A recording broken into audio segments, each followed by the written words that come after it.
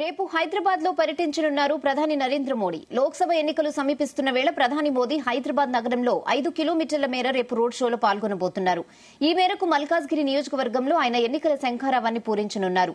దేశంలో అతిపెద్ద లోక్సభ స్థానంపై బీజేపీ ఇప్పటికే కన్నేసింది. ఆ స్థానంలో ఎలాగైనా విజయం సాధించి రాష్ట్ర వ్యాప్తంగా మెజార్టీ ఎంపీ స్థానాలను కైవసం చేసుకునేందుకు అందుకు అనుగుణంగా పావులు కదుపుతోంది.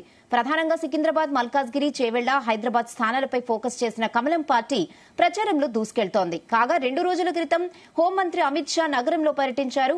కేవలం 10 రోజుల వ్యవధిలోనే ప్రధాని రెండోసారి తెలంగాణకు రానుండటం ఆసక్తిని కలిగిస్తోంది.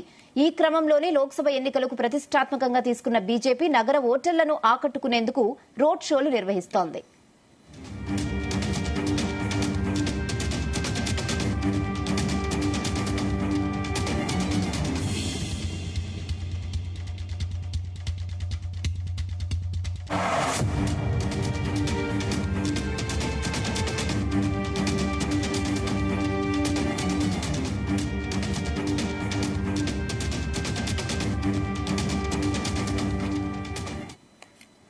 మోదీ హైదరాబాద్ పర్యటన నేపథ్యంలో పోలీసులు పలు ఆంక్షలు విధించారు. ఈ నెల 15న మల్కాజ్గిరిలో జరగనున్న సభలో మోదీ పాల్గొననున్నారు.